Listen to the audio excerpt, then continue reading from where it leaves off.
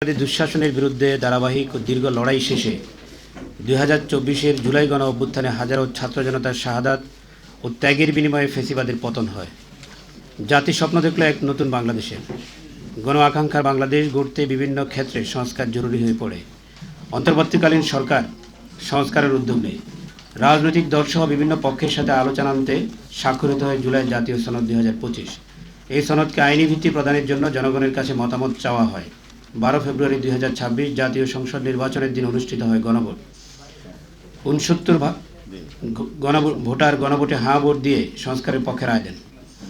সাম্প্রতিক গণভোট 2026-এ বাংলাদেশের সাধারণ মানুষ রাষ্ট্র সংস্কার এবং নীতিগত পরিবর্তনের পক্ষে যে সুস্পষ্ট রায় দিয়েছে তা কেবল একটি পরিসংখ্যান নয়, বরং একটি দীর্ঘমেয়াদী রাজনৈতিক ও সামাজিক চুক্তির বহিঃপ্রকাশ। এই রায় বাস্তবায়নের উপরে নির্ভর করছে আগামী স্থিতিশীল ও বৈষম্যহীন বাংলাদেশ। জনমতের এই প্রতিফলনকে সাংবিধানিক ও প্রশাসনিক কাঠামোতে রূপান্তর করা এখন সময়ের দাবি।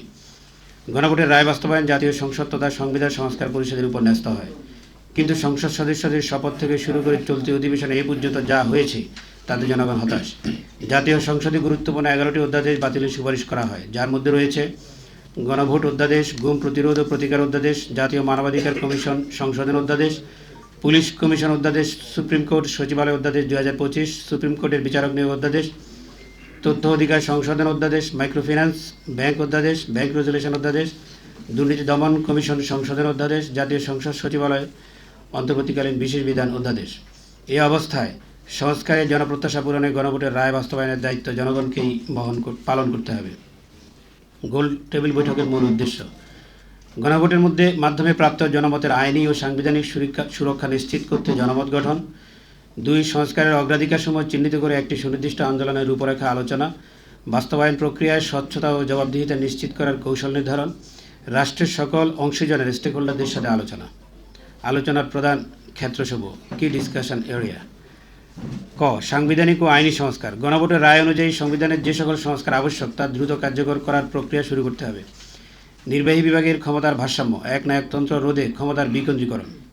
বিচার বিভাগের স্বাধীনতা, বিচার বিভাগকে নির্বাহী বিভাগ থেকে পূর্ণাঙ্গভাবে স্বাধীন করা। খ. প্রশাসনিক পুনর্গঠন, সরকারি প্রতিষ্ঠানগুলোর নিরপেক্ষতা ফিরিয়ে আনা এবং দলীয়করণের সংস্কৃতি থেকে বেরিয়ে আসা। মেধাভিত্তিক নিয়োগ, সকল স্তরে মেধা ও যোগ্যতাকে অগ্রাধিকার দেওয়া।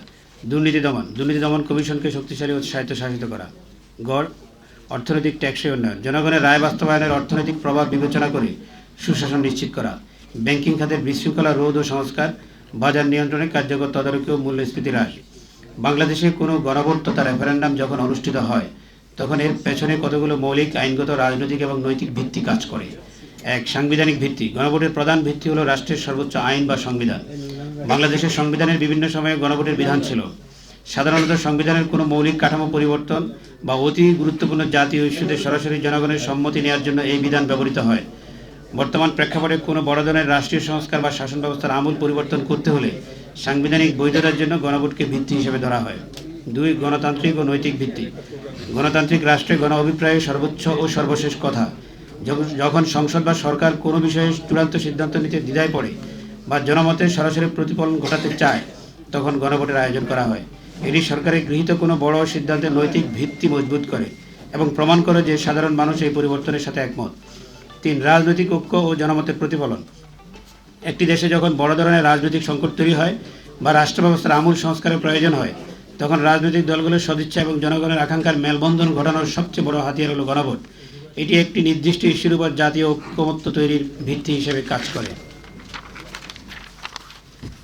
4. সংস্কারের বৈধতা প্রদান। বিপ্লব বা গণ অভ্যুত্থান পরবর্তী সময়ে রাষ্ট্র যখন নতুন করে সাজানোর প্রয়োজন হয় তখন সেই সংস্কারগুলোকে দীর্ঘমেয়াদী আইনে রূপ দিতে গণভোট একটি শক্তিশালী ভিত্তি হিসেবে কাজ করে। এটি পরবর্তী সরকারগুলোর জন্য সেই সিদ্ধান্তগুলো পাল্টে ফেলা কঠিন করে দেয়, কারণ এর পেছনে সরাসরি জনগণের ম্যান্ডেট থাকে। 5. আন্তর্জাতিক গ্রহণযোগ্যতা। একটি বড় সিদ্ধান্ত যখন গণভোটের মাধ্যমে পাশ হয় তখন আন্তর্জাতিক মহলেও তার গ্রহণযোগ্যতা বৃদ্ধি পায়। এটি প্রমাণ করে যে রাষ্ট্রের পরিবর্তনগুলো কোনো গোষ্ঠী বিশেষের চাপিয়ে দেওয়া নয়, বরং জনগণের স্বতঃস্ফূর্ত রায়ের ফসল। আমাদের করণীয়: গণভোটের রায় বাস্তবায়নের অর্থ হলো জনগণের শ্রেষ্ঠত্ব বজায় রাখা। কোনো বিশেষ গোষ্ঠী বা দলের স্বার্থ নয়, বরং রাষ্ট্রের সামগ্রিক কল্যাণই হওয়া উচিত আমাদের লক্ষ্য। আজকের এই গোল টেবিল বৈঠকে আমরা বলতে চাই, জুলাই জাতীয় সনদ সংবিধান সংস্কার বাস্তবায়ন আদেশ 2025 সরাসরি কার্যকর করা, সংবিধান সংস্কার পরিষদ গঠন করে নির্ধারিত সময়ে কাজ সমাপ্ত করা, গণভোট অধ্যাদেশ 2025-এর কার্যকারিতা যে কোনো মূল্যে সচল করা, এই লক্ষ্য অর্জনে গণভোটের রায় বাস্তবায়নে সংসদে বিরোধী দলের পক্ষ থেকে চাপ অব্যাহত রাখা, সংসদের বাইরে জনমত সংগঠিত করা, সরকার দাবি না মানলে গণভোটের রায় বাস্তবায়নের আন্দোলনকে গণ আন্দোলনে রূপদান করা।